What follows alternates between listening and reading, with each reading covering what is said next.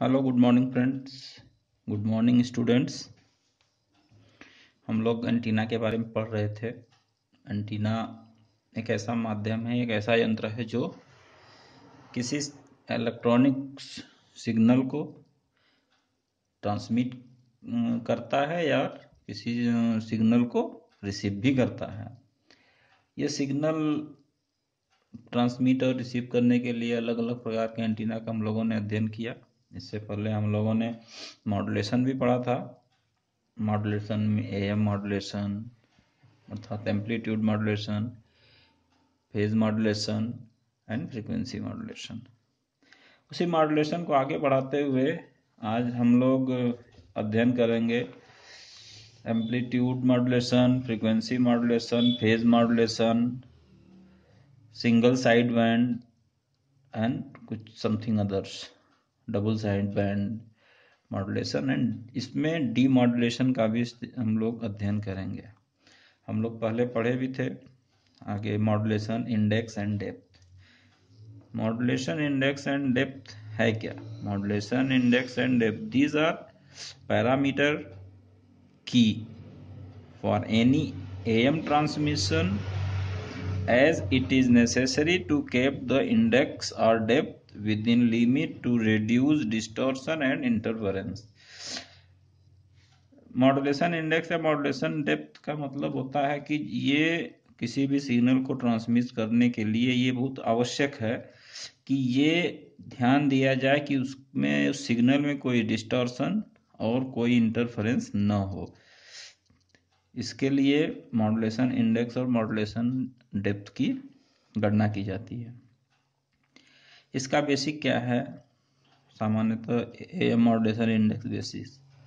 AM modulation index can be defined as measure of extent of amplitude variation about an unmodulated carrier। unmodulated carrier में से modulation index को major करना होता है।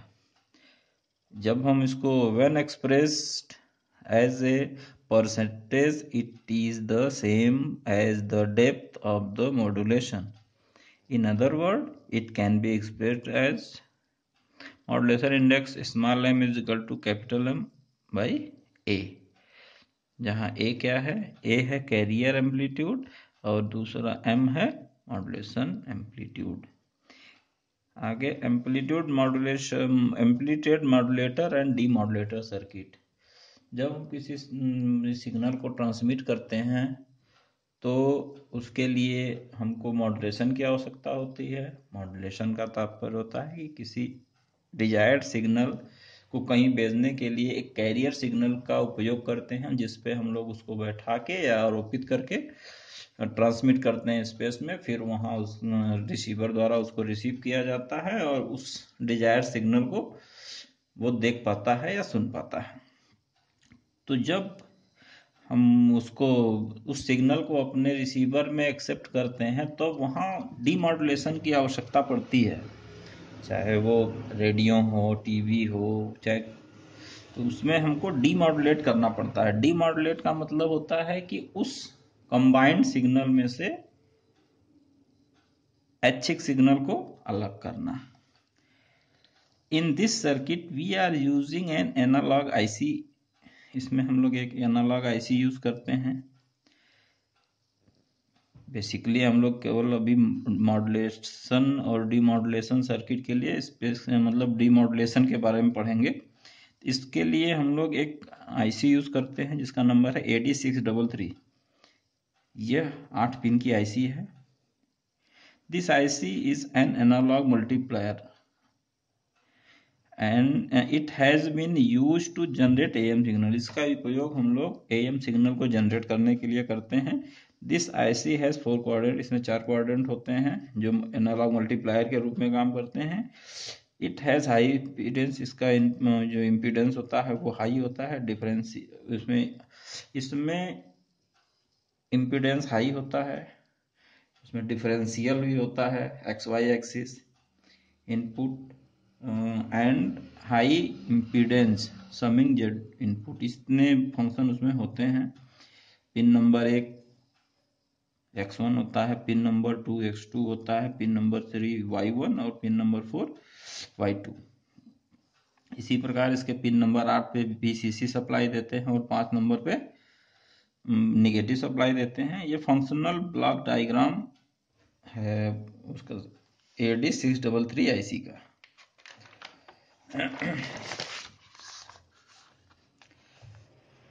Demodulation of AM signal.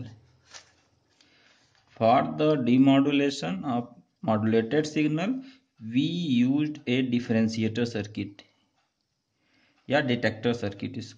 इसमें एक detector circuit का प्रयोग करते हैं। ये नीचे दिखाया गया है। इस डिटेक्टर सर्किट में एक डायोड लगा है, रेक्टिफायर डायोड लगा है, एक कैपेसिटर लगा है, एक रजिस्टर लगा है। इधर आउटपुट प्राप्त होता है। For the demodulation of modulated signal we use to differentiator circuit या detector circuit which is called envelope detector। इसको envelope detector circuit के नाम से जानते हैं। it takes high frequency modulated signal। इसके इनपुट में हाई फ्रीक्वेंसी, उच्च फ्रीक्वेंसी का मॉड्यूलेटेड सिग्नल दिया जाता है। as input provide an output which is the envelope of the original circuit. जो आउटपुट में ओरिजिनल सर्किट को इन्वेलप के रूप में, जैसा कि डायग्राम में दिखाया गया है कि ये एम्पलीट्यूड मॉड्यूलेशन है। एम्पलीट्यूड मॉड्यूलेशन यहाँ से ऐसे चलता है, फिर यहाँ से ऐसे जाएगा, फिर ऐसे ये घटना ऐसे होते रहेगी। तो ये एम्पलीट्यूड मॉड्यूलेशन होता है। इसमें एम्पलीट्यूड का वेरिएशन होता है, फ्रीक्वेंसी कांस्टेंट होती है। तो जब हम इसको डीमॉड्यूलेट करते हैं तो हमको इस प्रकार का सिग्नल प्राप्त होता है। ये देखिए एक नेगेटिव पोर्शन साइन वेव है। इसमें जो बीच वाला है फ्रीक्वेंसी मॉड्यूलेटेड फ्रीक्वेंसी है, ये है कैरियर फ्रीक्वेंसी और नेगेटिव एंगल, और ये पॉजिटिव एंगल का कैरियर फ्रीक्वेंसी है। इसमें क्या होता है, जब हम इनपुट देते हैं, ये इनपुट पोर्शन है, इनपुट टर्मिनल है। जब हम इसमें इनपुट देते हैं तो वो इनपुट इस कैपेसिटर को चार्ज करता है। जब सिग्नल कम होने लगता है तब ये रजिस्टर, इस रजिस्टर के थ्रू सिग्नल डिस्चार्ज होता है और धीरे धीरे डिस्चार्ज होता है कैपेसिटर से। और यहाँ लिखा है, बताए भी हैं कि in the above circuit the capacitor store charges on the rising edge. जब करंट का मान बढ़ता है तब वो कैपेसिटर चार्ज होता है एंड रिलीज इट स्लोली। ये रजिस्टर के थ्रू स्लोली धीरे धीरे धीरे धीरे डिस्चार्ज होता है। व्हेन द सिग्नल फॉल, जब डिस्चार्ज होना जब कैपेसिटर डिस्चार्ज होने लगता है इस रजिस्टर के थ्रू। इसमें डायोड का क्या काम है, the diode in the series rectifier to the input signal allow the current flow only positive. आपको पता भी है कि डायोड, एक रेक्टिफायर डायोड फॉरवर्ड बायस में काम करता है। जब इस डायोड पर पॉजिटिव हाफ साइकिल आएगी तब ये डायोड फॉरवर्ड बायस में होगा।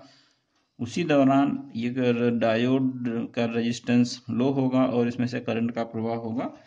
तो जब पॉजिटिव एंड पर पॉजिटिव हाफ साइकिल आएगी तब इसमें से करंट का प्रवाह होगा, ये कैपेसिटर चार्ज होगा। फिर जब नेगेटिव हाफ साइकिल आएगी अर्थात साइकिल चेंज होगी तो ये कैपेसिटर का रेजिस्टेंस इन्फिनिटी हो जाएगा। इस रजिस्टर के थ्रू ये कैपेसिटर धीरे धीरे डिस्चार्ज होने लगेगा। तो ये इस आकृति की सिग्नल मिलेगी। ये इसका वर्किंग प्रिंसिपल है। आगे हम लोग इसके आगे पढ़ेंगे। Thank you.